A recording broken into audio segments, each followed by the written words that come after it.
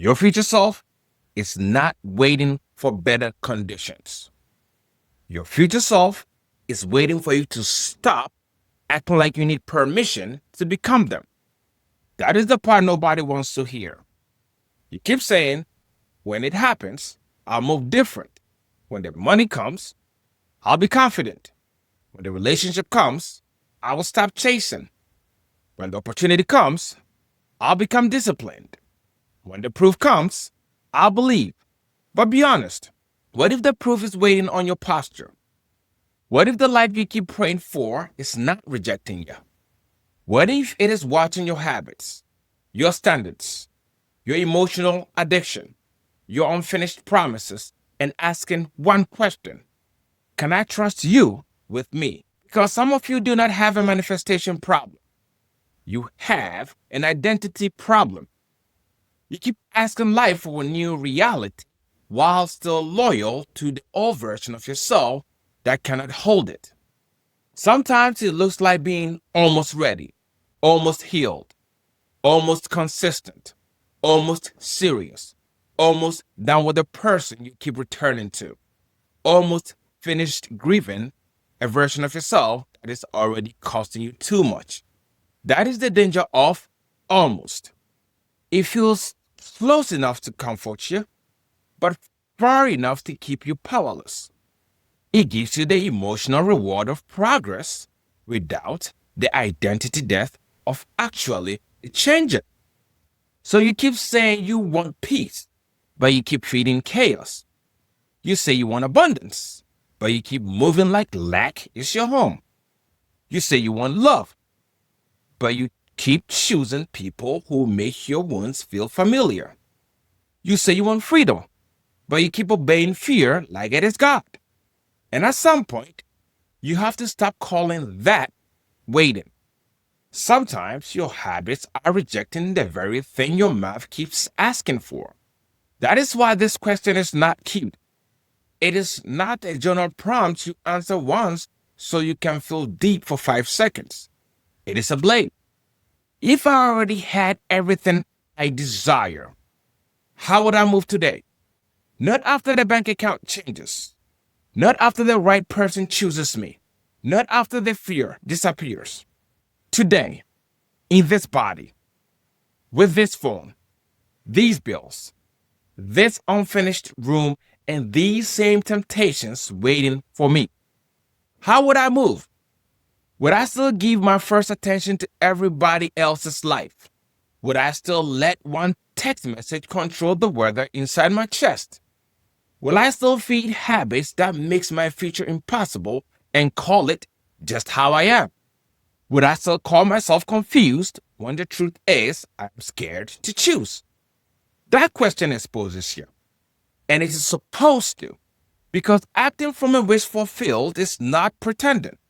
It is not spiritual dress up. It is not acting rich while being irresponsible. It is not acting chosen while begging for crumbs. It is not acting healed while your private life is still a crime scene of broken promises.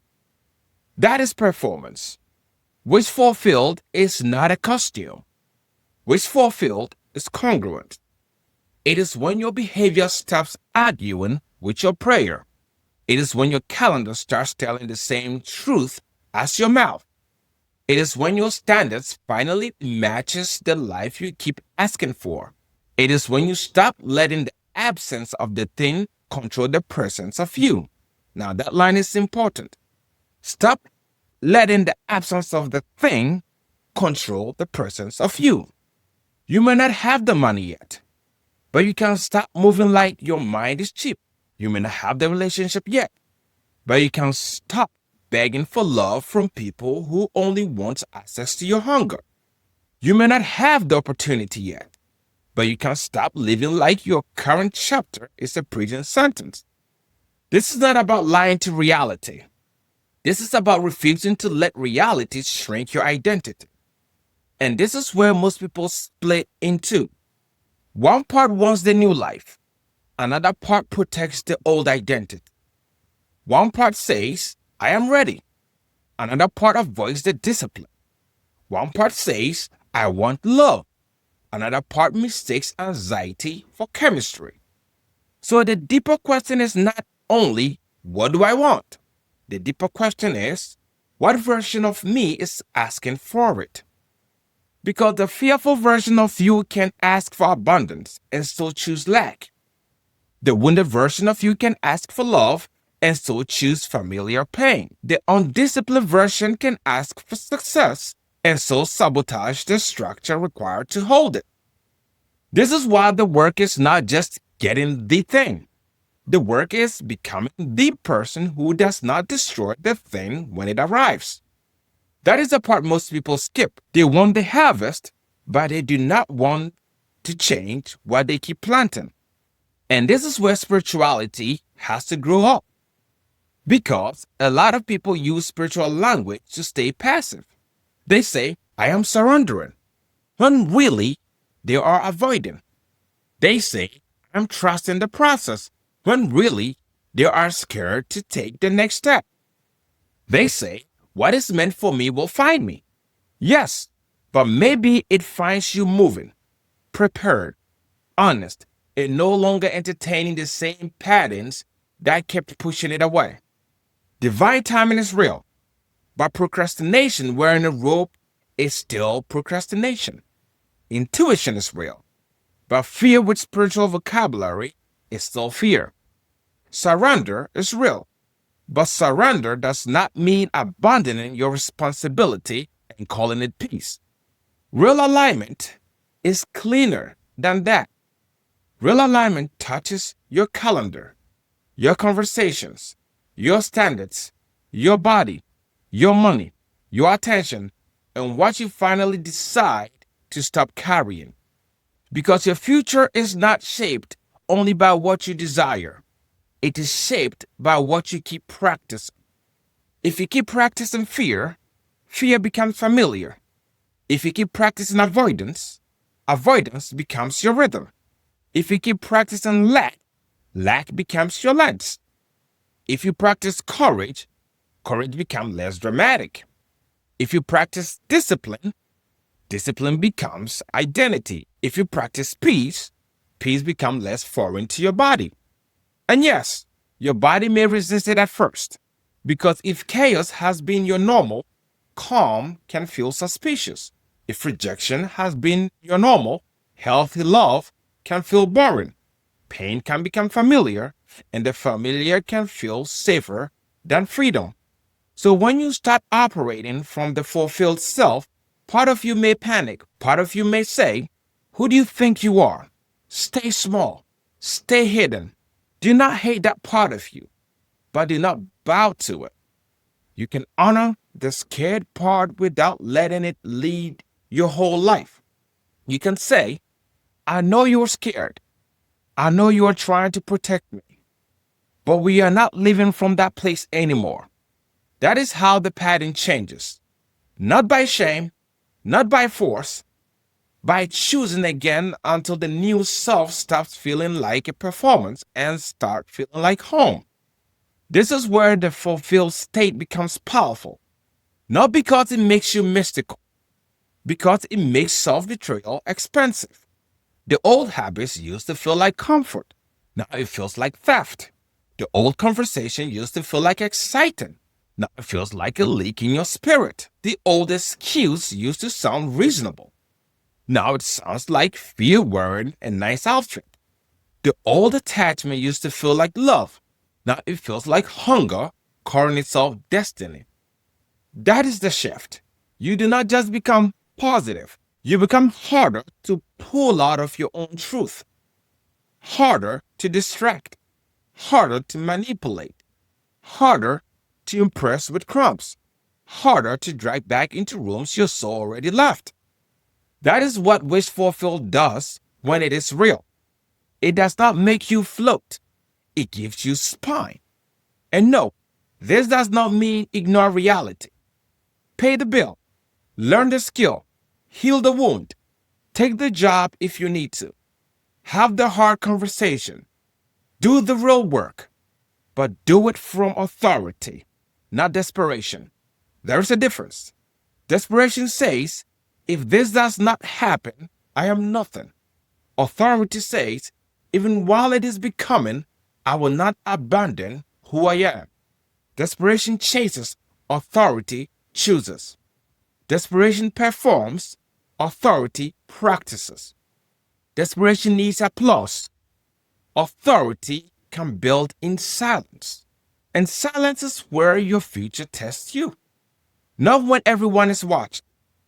Not when the results is here. Not when you feel inspired. When nobody claps. When the old habits calls. When the fear starts making a very convincing argument. When comfort whispers. Just one more day. That is the moment.